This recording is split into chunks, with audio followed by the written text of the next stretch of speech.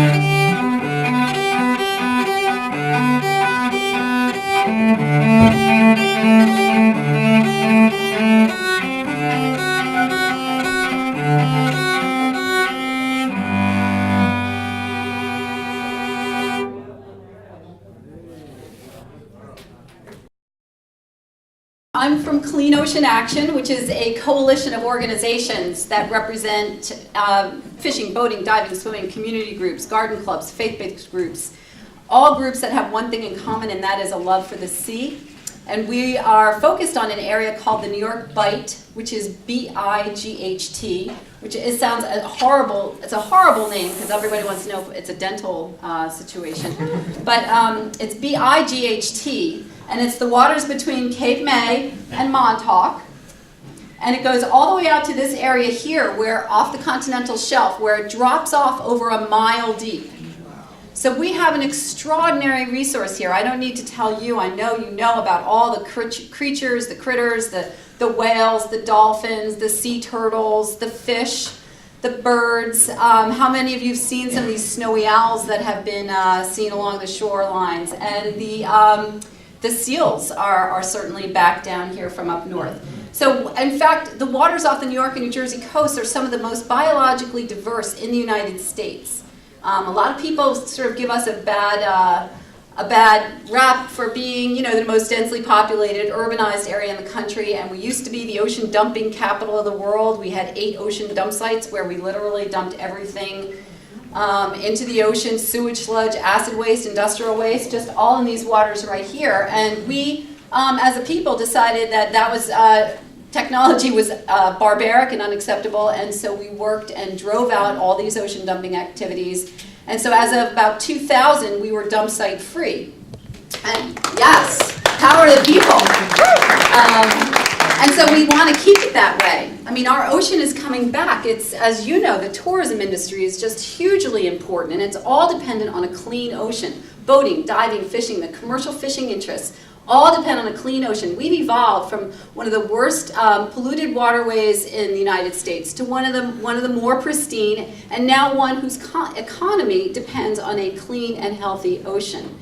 And so any kind of industrialization is unacceptable. Any kind of harmful industrialization, oil and gas development, anything that brings back the industrial complex that will bring us onto a road of industrialization has to be fought back fiercely, and we have been fighting over the years. I mean, some people stand at the water's edge and see an inspirational, ecological treasure. Others stand there and say, "What? Hey, this would be a great place to put an industrial complex." The first proposal, as you may remember, was Atlantic Sea Island Group that wanted to build an island right off your coast, 14 times the size of Giant Stadium. And the island was going to be for a liquefied natural gas facility. So, and we fought back together, and together we got enough attention so that Governor Chris Christie actually said that he would veto any project off the Jersey Shore, which he was, in fact, he ultimately did back in 2009. And again, throughout those, again in 2011 and again in 2012, he kept reiterating to this company that we would not put a liquefied natural gas, he would not allow a liquefied gas facility off the Jersey Shore. But not taking no for an answer, we again are facing a liquefied natural gas port off our coast. And it's again being proposed by Liberty Natural Gas, which is anything but liberating. And I'll get into that in a minute. Liquefied natural gas. How many folks here are familiar with what liquefied natural gas is? Good. Well, for those of you that don't, It's basically natural gas cooled down to minus 260 degrees to form a liquid. It takes a lot of energy to go down to minus 260 degrees. And then because it's in a liquefied form and very concentrated, over 600 times concentrated, they put it on ships, countries that have a lot, they put it on ships, send it around the global world, and sell it as a commodity.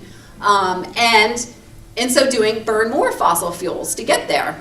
And when they finally get to the destination, they have to burn more fossil fuels to heat it back up into a gas. So that whole life cycle for liquefied natural gas makes it more equivalent to coal than to natural gas, which, as you just heard, is not clean in the first place. So that's liquefied natural gas. And the company, Liberty Natural Gas, is proposing to bring a tanker farm right off of your coast. And I have a map with that location right here. Now, here we are, and here is the proposed facility, the tanker farm that would be off the coast, and then there'd be a long pipeline hooking into the Transco pipeline, which currently exists, and it transfers natural gas from New Jersey into Long Island. So this is what the proposal is. This is what Governor Christie vetoed in 2012. The same thing, but they changed the name to protect the guilty, and they are now calling it Port Ambrose. It was Port Liberty, and now it's Port Ambrose. And they're trying to change the story, and now the focus is more on New York because they know Governor Christie would veto, and he still can. And he has said that his position hasn't changed, but we need to put all the pressure on both governors to veto the project. Now, why is it that they can veto the project? Well, interestingly enough, the laws that govern this particular facility is called the Deepwater Port Act. And the Deepwater Port Act has very uniquely has a clause in it that says that any facility, the adjacent governor of the state can either give it thumbs up or thumbs down. And so, because this both straddles New York and New Jersey, both governors have an opportunity to say no. If they don't say anything, it's automatically a yes. So the clock is stopped so the project was initiated back in October, of 2012, and we've been fighting it ever since. Right after Sandy, or right before Sandy, in the same area there were waves over 30 feet high. So it's really not a great location, of course, even if it was something wonderful. But interestingly enough, this is the same area. It's a terrible place to put a liquefied natural gas facility because it's right where they want to propose wind farm. The New York LIPA has been promoting a wind facility out here, about 100 and some odd wind turbines. It's right smack in the middle, and the two cannot coincide together. It's one or the other. Now, Mayor Bloomberg at the time, last year, he wrote a letter and said that he didn't want the LNG terminal. He said, we don't need natural gas, and he would prefer that there be a wind turbine.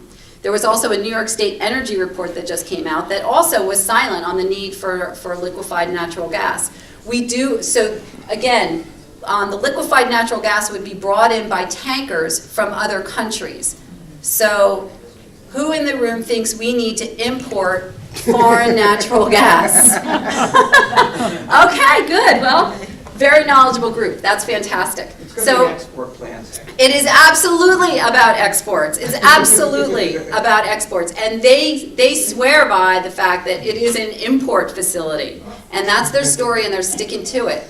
Now, unfortunately, until 2012, the December of 2012, you would not have been able to export natural gas. Well, that's not the unfortunate part. But the unfortunate part is in the December days of Congress, when nobody's looking, and a big fat bill, they changed the law to allow for the Deepwater Port Act to allow for exports as well as imports. Wow. So our members of Congress have facilitated this, this scheme to now export our domestic natural gas, which supposedly we needed in order to have energy independence.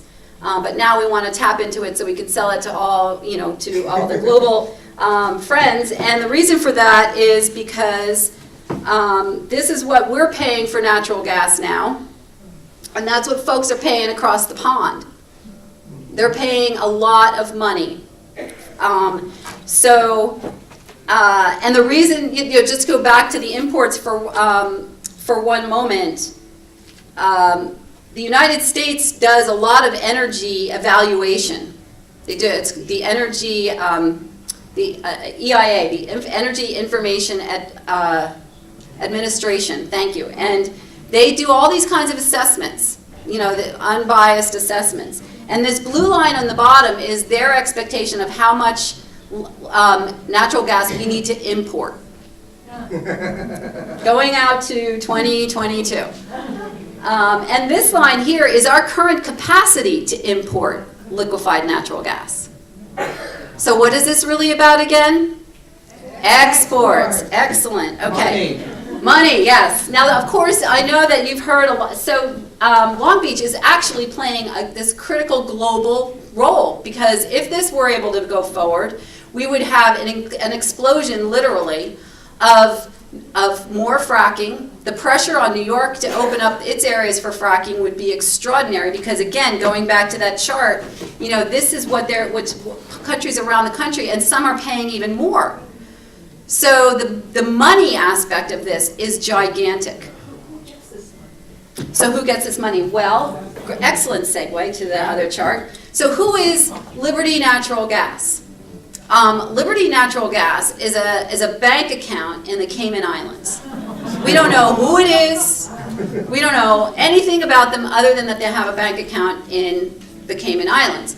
They are managed by a company up in Canada, which manages their money, and they have staff. Roger Whalen is the head of Liberty Natural Gas, and interestingly enough, we found out that he's also project lead on an import facility across the pond off Liverpool, England.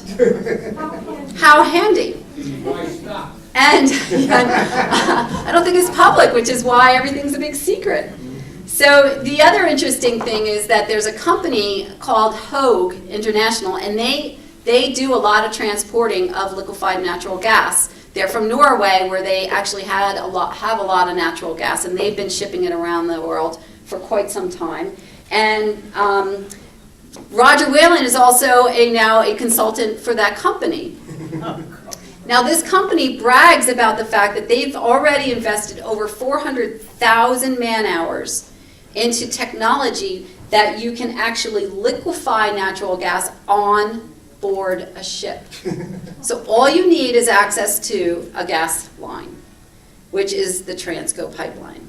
So not only would it be, or some other pipeline, it's a bootstrapping operation that once they get here, they will be able to bootstrap in the export, and then, and we will have no real control. Once this thing is designated, and again, the rules are very, very loose on designating a deepwater port, because it's out in the middle of the ocean, and who really cares, right? It's, we care. But the powerful are able to sway a lot of people, because it's offshore, it's safer because it's not inland on where people live, and isn't that better to have something offshore than inshore?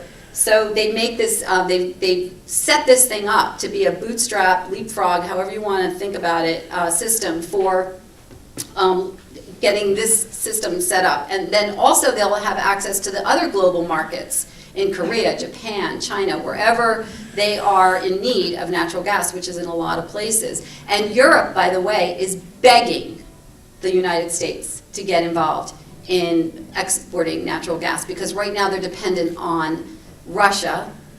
And Russia, as you know, has no problem using its energy resources for political gain. In fact, they shut off the pipeline to the Ukraine when the Ukraine was doing implementing policies that they didn't appreciate. And it was a very cold time of year, and people did die.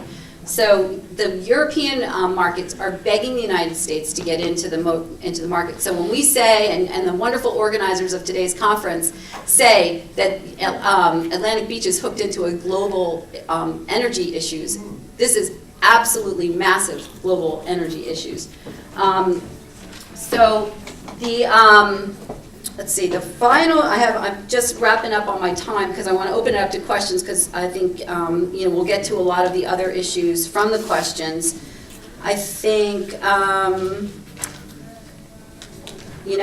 other thing I wanted to point out on the chart, it's a rather important one, is that not only is it right smack in the middle of where they want to build the wind farm, but it's also right smack in between navigational channels leading into the port of New York and New Jersey, which is the busiest port on the East Coast, and it's the third largest port in the United States.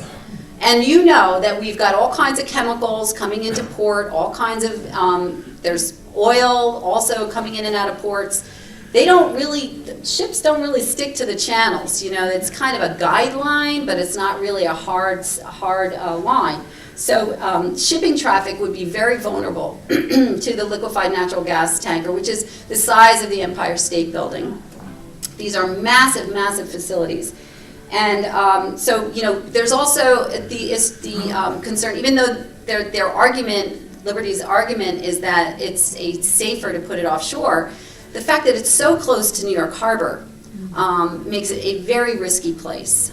We've got how many international airports with air traffic? We've got smaller air traffic. These things, if these tankers blow, they blow hard and big and huge.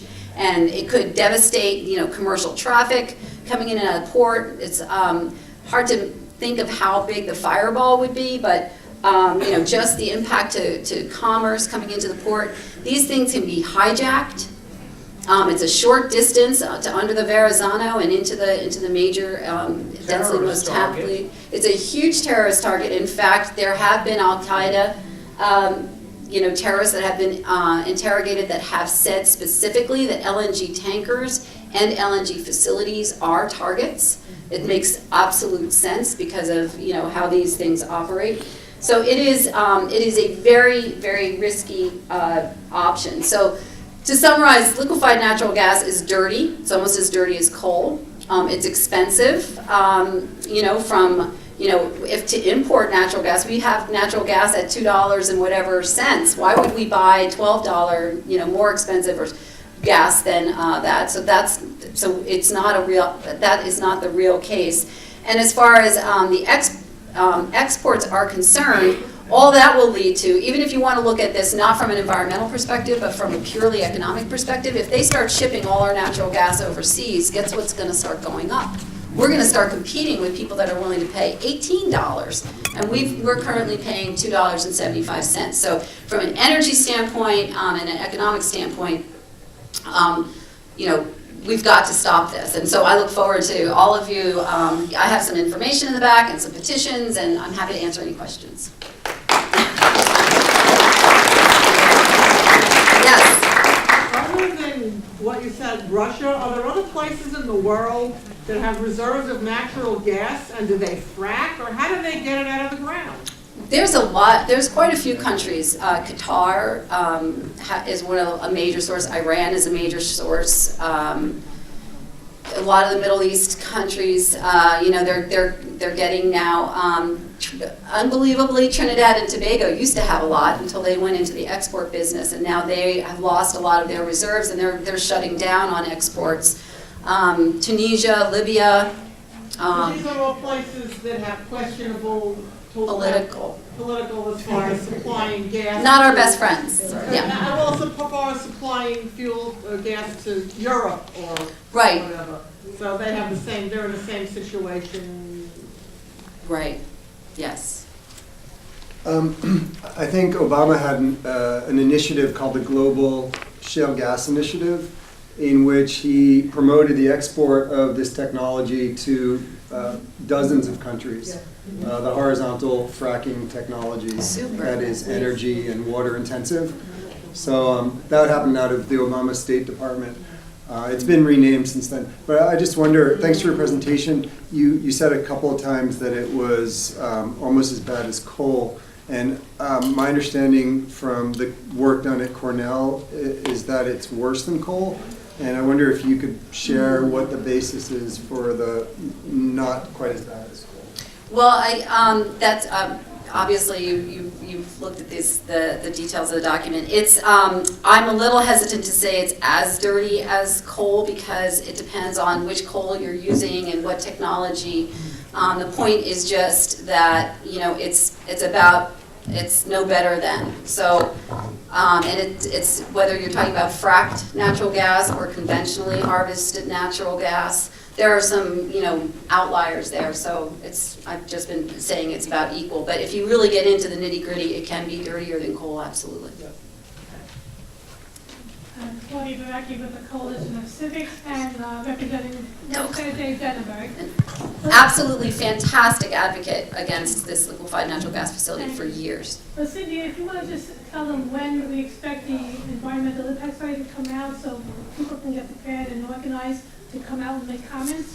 Yes, okay, well, we had expected that it would come out any week now, but there's some suggestion that actually they're going to push back on it because we have some information that it may be coming out in May, but it could come out as early as February for the draft EIS, the environmental impact study, which call me crazy, but I think it's going to say it's fine, there's no environmental harm, and it's going to be helpful for all of us.